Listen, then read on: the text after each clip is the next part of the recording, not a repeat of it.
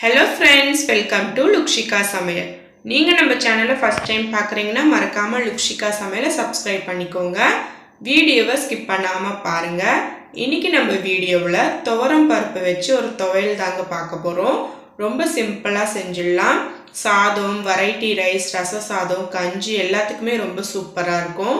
இப்போ வாங்க எப்படி செய்யறதுன்னு பார்க்கலாம்.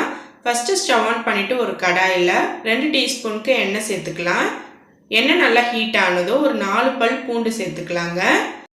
தோல் எடுத்துட்டு சேர்த்துக்கோங்க. ஒரு வாட்டி கலந்து விட்டுருங்க. இப்போ இது கூடவே நான் ஒரு 50 கிராம் போல துவரம் பருப்பு எடுத்திருக்கேன். அதையும் சேர்த்துக்கலாம். பருப்பு சேர்த்துட்டு நல்லா கலந்து விடுங்க. பருப்பு நல்லா கோல்டன் கலரில் சேஞ்ச் ஆகட்டும். நல்லா வறுபட்டதுமே நல்லா வாசனை வருங்க.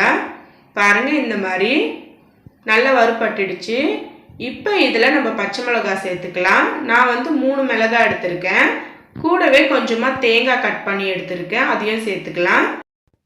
தேங்காய் சேர்த்துட்டு நல்லா வதங்க விடுங்க. ரொம்ப நேரம் வதங்க வேண்டாம். ஒரு நிமிஷத்துக்கு வதங்க விட்டால் போதுங்க. பாருங்கள், இந்த மாதிரி. இப்போ இதில் நம்ம உப்பு சேர்த்துக்கலாம். நான் கல்லுப்பு எடுத்திருக்கேன். 1/2 டீஸ்பூனுக்கு எடுத்திருக்கேன். அதை சேர்த்துக்கலாம். சேர்த்துட்டு கலந்து விட்டுட்டு ஸ்டவ்வை ஆஃப் பண்ணிவிடுங்க.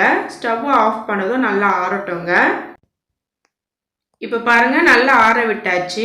இப்போ இது ஒரு மிக்ஸி ஜாருக்கு நம்ம மாற்றிடலாம். இப்போ மிக்ஸி ஜாருக்கு மாற்றிட்டு தண்ணி கொஞ்சமாக சேர்த்து அரைச்சிட்டு வந்துடலாங்க. ரொம்ப நைஸாக அரைக்கக்கூடாது. கொஞ்சமாக தண்ணி சேர்த்து கெட்டியாக கொஞ்சம் கொரப்பாக அரைச்சிட்டு வந்துடலாம். பாருங்கள், இந்த மாதிரி. தண்ணி பார்த்து சேர்த்துக்கோங்க. அதிகமாக சேர்க்காதீங்க. அதிகமாக ஆயிடுச்சுன்னா சட்னி மாதிரி ஆகிடும். அவ்வளோதாங்க, துவரம் பருப்பு துவையல் சூப்பராக ரெடி ஆகிடுச்சு. இது சூடான சாதத்தில், சூடான கஞ்சி சாதம், ரச சாதத்துக்குலாம் ரொம்பவே சூப்பராக இருக்கும். கண்டிப்பாக நீங்களும் ஒரு வாட்டி ட்ரை பண்ணி பாருங்கள். ட்ரை பண்ணி பார்த்துட்டு எப்படி இருக்குன்னு எனக்கு கீழே கமெண்டில் சொல்லுங்கள். இந்த வீடியோ உங்களுக்கு பிடிச்சிருந்தா லைக் பண்ணுங்கள், ஷேர் பண்ணுங்கள். மறக்காமல் லுக்ஷிகா சமையலுக்கு சப்ஸ்கிரைப் பண்ணிக்கோங்க. நன்றி, வணக்கம்.